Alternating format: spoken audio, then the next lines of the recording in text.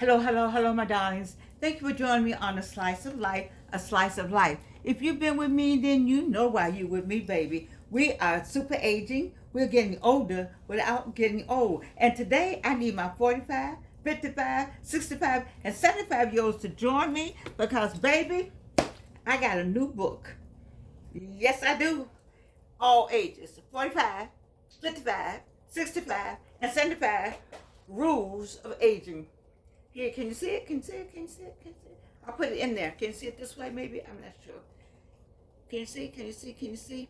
My daughter gave me a quip from New York Times. It was written by Roger Rosenblatt. Rosenblatt. Rosenblatt. That's not Goldblatt's in Gary, Indiana. Anyway, so I ordered the book, baby. Let me show you what the first rule. Look. Can you see? Rules of Aging. The first one, 45, 55, 65, 75. The first rule is bam. It doesn't matter. Loving it. Oh, I'm loving this. We're going to go through this book just like we went through the other one. You know, we've been through 3 books, maybe 4. We went all the way through this one. We went all the way through another one, this one. It doesn't matter. Whatever you think matters, doesn't. Whatever you think matters, doesn't. Oh my God, I love it. Follow this rule and it will add decades to your life. Baby, we're trying to add decades to our life. We're trying to say, oh, whatever you thought matters, it really doesn't matter. Just let it go, let it go, let it go. Oh, I'm loving it. It does not matter if you are late. Who's going to slap you on the hand if you're late? What the heck if you're late? I mean, I understand you try to be on time, but you're rushing. You're about to get in a car wreck to get somewhere.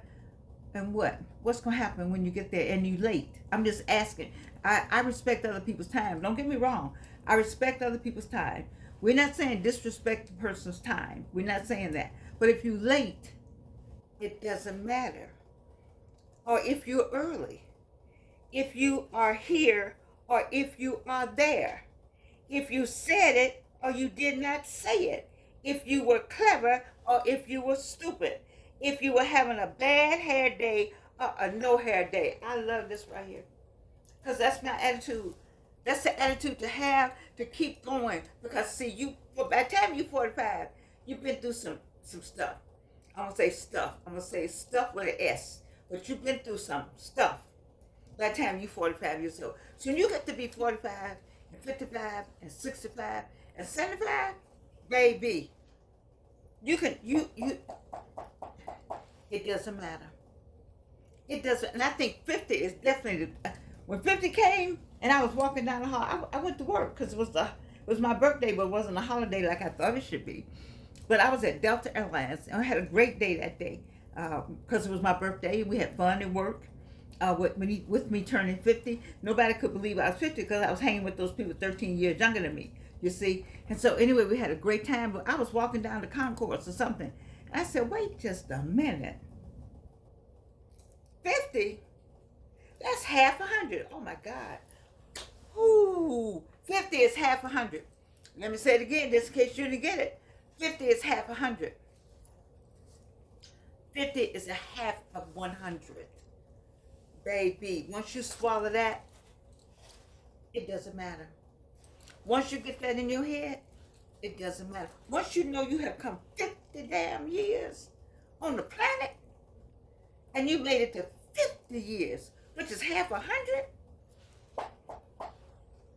whatever you think matters, doesn't. Bad hair day and no hair day. If your boss looks at you cockeyed, if your girlfriend or boyfriend looks at you cockeyed, it doesn't matter. It really doesn't. Because you on the other, especially 50, you crossed over the mountain now, baby. The peak of the mountain is 50. You're coming down the other side. It doesn't matter how anybody look at you, what anybody thinks about you. Get up and do you. You know, like I want to put this on today. This is a dress, but I'm wearing it like a coat. It wasn't my idea. I've seen my daughter do this. I thought I would do it today. You know, I got on some leggings. I know y'all wish y'all could see that look. But anyway, I'm just saying, I want somebody to say I'm 82 and I got on some leggings. Please say that to me. I want somebody to say that to me. Yes, I do have them on. And I got, and the dress is open. Okay. It doesn't matter. If your boss looks at you cockeyed, if your girlfriend or boyfriend looks at you cockeyed, if you are cockeyed, see, I don't have these teeth right here. How long have I been talking to you all now with no teeth? I just decided, somebody said, girl, 3 cancers and you worry about some teeth? Sometimes I get in my room and I say, Lord,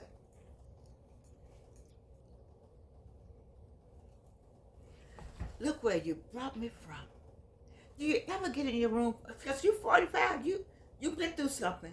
I know you popping, you haven't made 50 yet. You got 5 years, baby. Enjoy them 5. Enjoy, because see, this why it doesn't matter. I need you all to stop saying I look good for 45. I need you to stop saying I look good for 50. What is the I look good for something? What is all that? It needs to tell me with all them parts of the sentence. You don't need that. You don't need to have that part of the sentence. I look good, period. As Tony Gaston says, period. I look good. Because let me tell you what's going to happen. Let me tell you what's going to happen. You're going to be walking by the mirror one day at 80 or 65. It's going to be a different face in that mirror. And you're going to look back at 40 and 45. And you're going to say, damn, I look good. Oh my God, I didn't know I looked that good. So stop talking about what you look good for something. I look good for. Evelyn,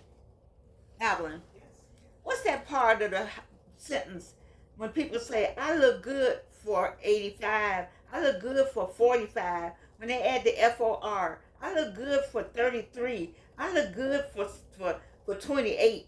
No, that's young. I look good for 6. What's the FOR part add? What's that? Part of speech that I want to say.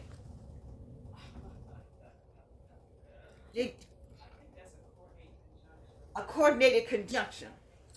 Okay? See, I raised me somebody with all that right there. Coordinating conjunction. I didn't need that to write my dissertation. I just wrote and somebody read it and said, okay. And I put the right coordinating conjunctions in there, apparently. But I didn't say, oh, this is a coordinating conjunction. Okay? You don't need that. You need to just, it doesn't matter. That's first in the book. Once you get that attitude, the rest, baby, is going to be easy. And if you don't get that promotion or prize or house, or if you do, say you don't get that promotion. There's a lot of times that I was in my 40s. Yeah.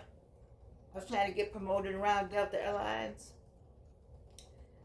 Don't let me get started on that public relations department in 1979 at Delta Airlines. I'm not going to do it. I'm not going to do it. I have to talk to myself. But just trying to get promotions. Getting promotion, you really want the promotion. But what does that mean if you do not get the promotion? Do you think less about yourself because you didn't get that promotion on some rules and regulations that they made up that determine your valuation? Your valuation? How do you value yourself? See, somebody else's valuation. Let me tell you something. You know the story of the South Africans, the real ones, the Africans, as they walked along the beach. They walked this way, they walked that way. They walked this way, they walked that way. And they stepped over these glass and this black coal and what it was in the beach. They walked along and they walked along. Then the Europeans came along and said, oh my God, look what we have here. I think these are diamonds. And they started a diamond mine, and De Beers put a value on them. Do you get where I'm going? They put a value on what we walked this way, they walked that way, because it had no value. People put values on this and that and the other. Who are you allowing to put a value on you. Let me ask that question again, because I don't know what happened to Reno. Reno, where you at? For the people in the back, who are you? 45, 55. So you still at work. 65 and 75. You're on your way out, but you're still in that same vein because you've been trained. You've been on those jobs that have, and we've been westernized to believe that someone else can add value to our lives. They can evaluate who we are. They can add value to your lives, but they can say how much you are worth, your worthiness. No, they cannot. Nobody can do that. That is what I tell you all the time. This controls the rest of it.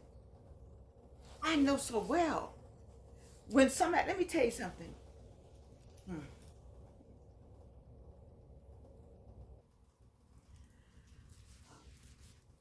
They sent me from general offices to the airport, and I was grateful to still be at work because Rowan Allison Montgomery, you have a child. She's gonna be going away to school. You're gonna need this air travel. You need to just swallow. I had a master's degree when I went to Delta Airlines. So she said they're gonna transfer you over to the airport. So they transferred me to the airport. And the only thing they had available for me, oh, I gotta take my phone off. I'm sorry. There's only thing they had available at the airport to get me in the system, because they knew I was gonna go somewhere else, was pushing wheelchairs. They had a new name for Delta Airlines people to push wheelchairs. That was a new way. Instead of coming in through cabin service, you can come in pushing wheelchairs. And so I met people at the gate. I either pushed them on a wheelchair or put them on the cart. You know, we had something called carts at that time. And then, because then you had to get processed in to be a ticket agent or a gate agent. It just took a minute. It wasn't going to happen. And I had to just talk to myself. And I had people standing around with the GEDs, and all the mothers had GEDs, or they had whatever they had, a high school, hadn't been to college, nowhere, and you had a master's degree from Georgia State University. You had taught school, been all around the country before you even came to Delta Airlines. You see? Been everywhere. On my own money. You see, I already had a passport, all of that. And so, how did I value? Was I able to do that? Because they didn't have anything to do with what I needed to do. Because I had a child. That's right. And I needed to do whatever that was I needed to do to make sure that we could get what we needed to get so I can get her through school. Number one, it doesn't matter. And that's what I need for you at 45. Because y'all are young at 45. And at 55, you're still impressionable. You're still trying to find your way, but you know things have maybe not gone right for you. It doesn't matter. You get on what you're supposed to be doing. You know what God has told you to do. You know, you said, I want to write, I want to do, I want this. I missed a lot of opportunities thinking that I couldn't do it because I was too this, too that, too the other. Never, I look back on it, I was a fine mama jama at 40, in my 40s. So, and I gave up on stuff. I don't think I look, I don't know. And I don't know myself away from a lot of opportunities. That's why I can talk about Georgianne, so that you don't have to be where I am. You 45, you 55, you 65, you 75, and definitely at 80 damn too. It doesn't matter. What's the value? How do you feel about yourself? Nobody can put a valuation on you. You know who you are, and you know whose you are. And I'm going to go through it. It's 50 of them. Baby, we're going to have fun in this book. Because if it's starting off with it doesn't matter, I just like to know what tomorrow, I'm not going to even look for tomorrow. I'm gonna wait till I get to tomorrow so I can be just as surprised as you. But we're going through that book. Because if the rules for aging start off like that, you know the rest of them got to be super. Oh, baby. Mm. We're getting older, but we're not getting old. Love you.